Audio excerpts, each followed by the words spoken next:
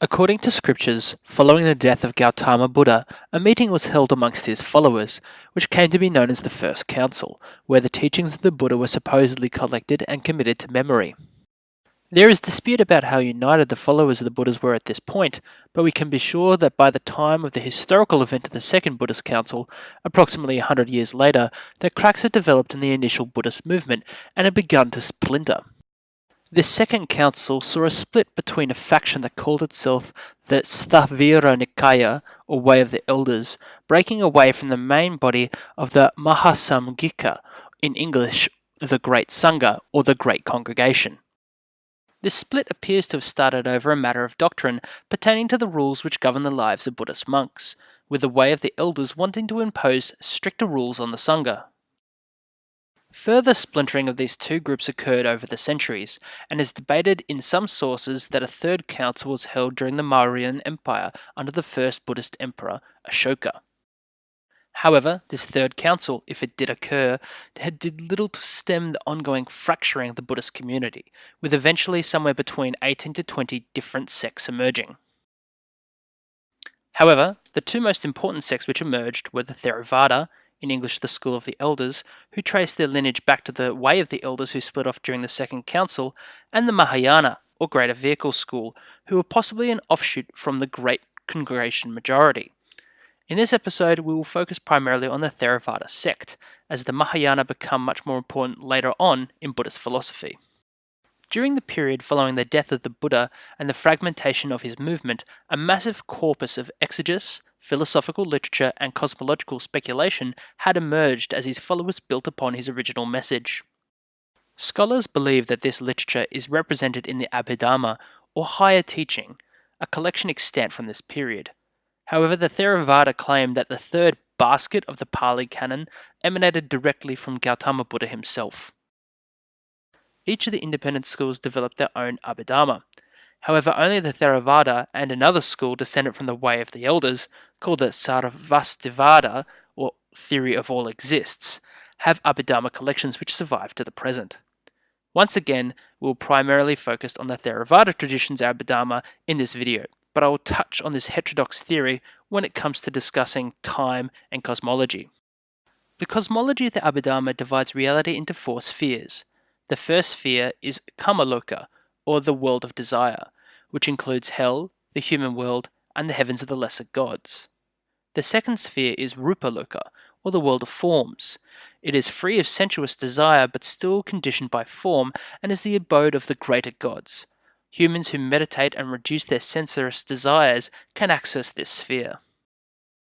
The third sphere is Arupaloka, or the world of immaterial form, where those who have honed their meditation skills to the highest level, with differing levels of concentration allowing for differing levels of access to understanding of true infinities. Although humans can attain a superior rebirth and escape from the sphere of karma loka in a future life through merit and good karma, this will ultimately still result in rebirth in the karma lokan realm and the resumption of suffering. However, beyond these three mundane spheres, there is also a supramundane sphere, which is the realm of the Arahat, or completely enlightened beings, who have achieved Nibbana and have overcome the cycles of suffering. The physical aspects of the Kamaloka realm drew upon older elemental and atomic theories of existence, including the four basic element components of earth, fire, water, and air. Earth was seen as the foundational element which provided the base for all other form. However, the Abhidhamma extended beyond these basic building blocks, including 5 categories of sensitive matter, as in the sensory points of the 5 common senses of touch, sight, hearing, taste, and smell, as well as 5 categories of qualities, which are perceived by those 5 senses. Finally, beyond these senses are 4 categories which support the existence of life: the material phenomena of sex, which determines biological sex and reproduction; heart, which provides the support for the existence of consciousness; life, which animates the body throughout its existence; and nutriment, which sustains the body. With matter and the cosmos divined, the Buddhist authors attempted to integrate the concept of time, a point which proved to be controversial amongst the differing Abhidhammas. The Theravada subscribed to the no-self doctrine of time, which saw only this moment as real, something that we'll discuss later when it comes to the difficult discussion of causation. However, The Sarvastivada sect argue that time was ever present in both past, present, and future, the heart of their theory of all existence. Despite the disagreement between the sects, what is clear is that both sects subscribe to the idea of an eternal, uncreated universe, where the cosmos moved on unimaginable large cycles of time which are unfathomable to the layperson. I have already discussed briefly the concept of no self in the previous video on the Buddha, but the Abhidhamma looks in depth at the questions raised in these sutras. If a continuous and integral self is an illusion, then what is the self that I'm experiencing right now? The answer to this question comes in the 5 khandhas: form, sensation, perception, mental formations, and consciousness. It is hypothesized that the Theravada's Abhidhamma's promotion of this view of the self as the 5 bundles was possibly in response to the essentialist view of the self which was espoused by the Sarvastivada. Form, or rupa, is the amalgamation of matter which creates the body. Sensation, or vedana, is the pleasant, unpleasant, or neutral experience of other objects. Perception, sana, is the process by which the sensation is registered, recognized, and labeled, whilst mental formations, or sankhara, are the conditioned mental imprints which are triggered by perception, including karma, which we'll discuss later. Finally, consciousness, or vijnana, is the series of rapidly changing, interconnected but discrete acts of cognition. Cognition was one of the most important aspects of the Abhidhamma, and is to that we will now turn. In the Abhidhamma, the smallest unit of consciousness, which could almost be described as the atom of consciousness, is the citta. The citta is the point at which the consciousness interacts with an object. It is incredibly fleeting, only existing in the moment. The citta is not a thought or an awareness.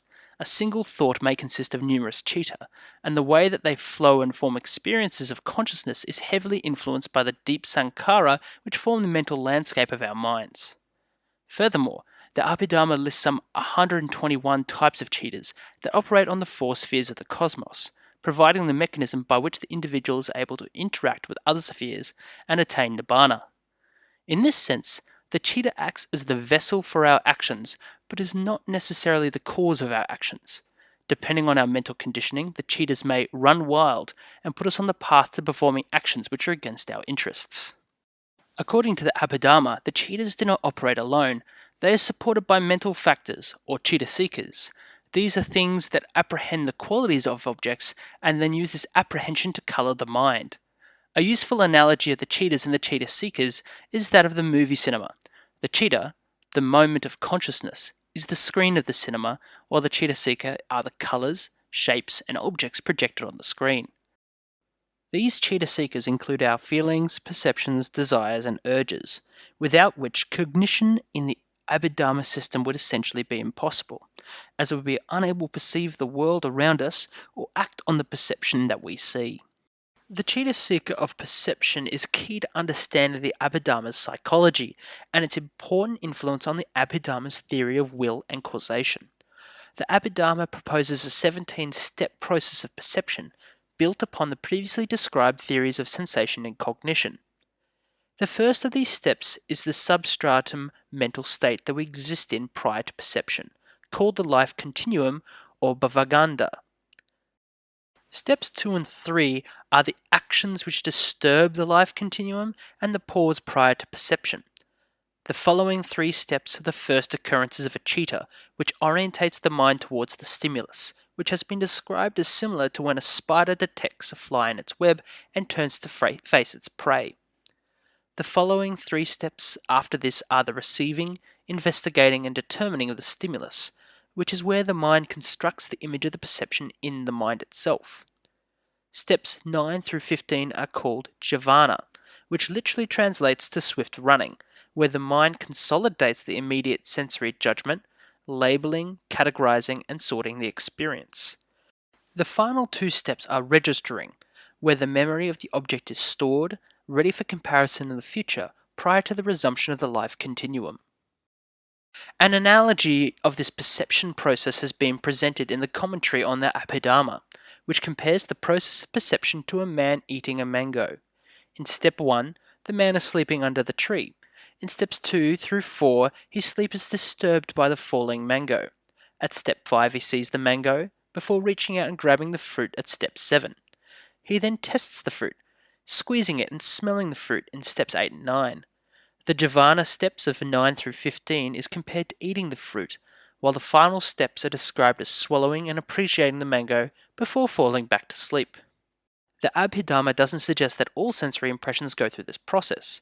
In fact, they state that many stimuli are not strong enough to impel the whole process to occur, merely petering out, lost in the buzz of the mind. Similarly, the Abhidhamma describes memory and unconscious recollections as perceptions kicking off partway through this process, possibly triggered by other sensory stimuli or, in the Buddhist system, by the memories of past lives. The point partway through step 7 has been described as the gateway of karma. This is because, from the Abhidhamma's standpoint, this is the point at which passive perception caused by action, or karma, turns into action which can result in future karma. Buddhism borrows the theory of karma in Pali or karma in Sanskrit. In the Abhidhamma, karma refers broadly to the causal action and volition. In the Abhidhamma, all reality is seen as a product of the causal relations of objects. This draws back to the sankhara, or conditioning, which not only describes how physical or mental formations occur, but also highlights their impermanence. Sankhara are carved into reality like the shifting paths of rivers carve into the earth, both shaping the world around them while simultaneously failing to provide a permanent solid basis for both pleasure and liberation. This doctrine has been captured formally in the Abhidhamma's proposal of the method of dependent arising, which simply states that when one thing arises, the other thing arises, and that when one thing ceases, the other thing ceases. The most famous of the Buddhist tools for explaining this causal relationship is the wheel of life and death. We continue through cycles of life, death, and rebirth, moving between the three mundane spheres of existence, forever spun onwards by the hub of the wheel, centered on the three poisons: ignorance, aversion, and attachment. Although the Buddhists deny an eternal soul or essence which continues the cycle of rebirth, the Abhidhamma describes the final chitta of a lifetime as moving from the dying body to its new abode, transporting the karmic baggage of the previous lifetime.